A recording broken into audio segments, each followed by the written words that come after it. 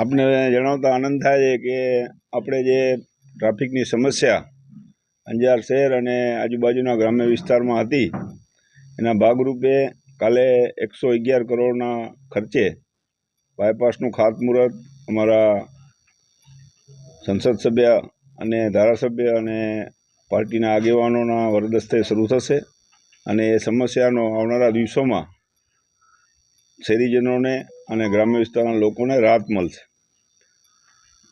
આ કાર્ય કેટલા સમય પછી પૂર્ણ થશે? 18 માસની મુદત છે ટેન્ડરમાં, પણ કોન્ટ્રાક્ટર એવું કહે છે કે જલ્દી થઈ જશે। આ રોડ બન્યા પછી ક્યાં ક્યાં ગામડાઓને ખાસ કરીને તમે જોઈ લો, આ બાજુ નાગલપુર સુધી સાપેડા નીકળે છે।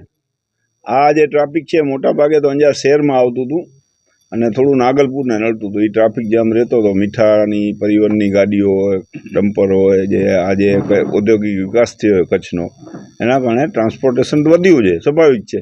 એનામાં રોડ કનેક્ટિવિટી વધવી જોઈએ અને શહેરમાં જે પરિસ્થિતિ હોય, રોડ હોય એ એની મર્યાદામાં હોય, પણ આ વિકાસના કારણે ઘણો બધો વાહન વ્યવહાર વધ્યો છે, ટ્રાન્સપોર્ટ ઉદ્યોગ વધ્યો છે, તો વાહનો વધે છે તો એના માટે બાયપાસ રોડ મહત્ત્વના બનતા હોય।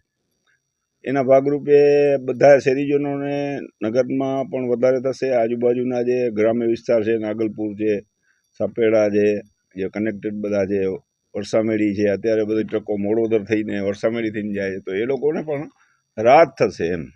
ખાસ કરીને જે વરસામેડી ફાટક ઉપર જે અંડરબ્રિજનું જે કામ ચાલુ છે, હા, એ જેટલી વહેલી તકે થાય એની 1 માસની મુદત, 1 વર્ષની છે। તમે સમજો, કોઈ પણ આપણે પોતે વિકાસના કામો થતા હોય એટલે થોડી મુશ્કેલી તો પડવાની જ છે ને એ કામ થઈ જશે। એના પછી આપણે માધવવિલાવાળો જે રોડ છે એ ઓવરબ્રિજ બનવાનો છે, એટલે એ તો ગતિ થતી હોય, વિકાસ કામ થતા હોય એટલે લોકોને હેરાનગતિ થોડી થોડી લાગશે।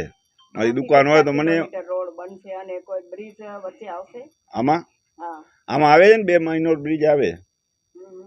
એનો જે એ તો જે પ્રમાણે ત્યાં સ્થિતિ હોય એ પ્રમાણે એસ્ટિમેટ બન્યો હોય, એના એક્સપર્ટ બનાવતા હોય, એની તાંત્રિક મંજૂરી મળતી હોય, એના પછી એના ટેન્ડર થતા હોય, એના પછી એને ટેન્ડર મંજૂર થતા હોય, એજન્સી ફિક્સ થતી હોય, એ પ્રમાણે ત્યાં જ્યાં જરૂર છે એ બધું બનશે જ।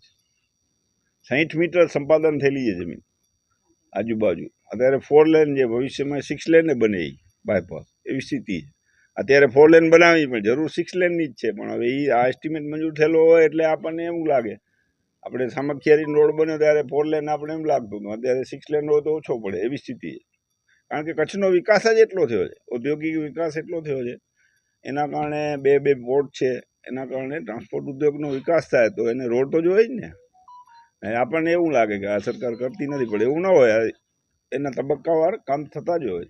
કુલ કેટલા ખર્ચે આ 111 કરોડના ખર્ચે છે જમીન સંપાદન અને પ્રોજેક્ટ કોસ્ટ 59 કરોડ એની પ્રોજેક્ટ કોસ્ટ છે અને એ રીતનું આયોજન છે। સંપાદનમાં વિરોધ હતો અને 2 જણા સ્ટે લઈ આવ્યા હતા, તો એને કોઈ પછી એવું ના હોય, એમાં શું છે કે એને કોઈ ગેરસમજણ થઈ હોય, બાકી જે જ્યાં જ્યાં રોડ નીકળ્યા છે ત્યાં જ વિકાસ થયો છે। આપણે ખ્યાલ છે ભૂકંપ પછી રિંગ રોડ ભુજ બન્યા તો જે ભુજમાં જે સ્થિતિ છે આખી બદલાયેલી છે। 1 લાખ રૂપિયા મીટરનો ભાવ થઈ ગયો, પ્રોપર્ટીના ભાવ એના વધવાના જ છે રોડ થશે તો, ને એને પૂરતું વળતર જંત્રીથી પણ વધારે રાજ્ય સરકાર વળતર આપે છે।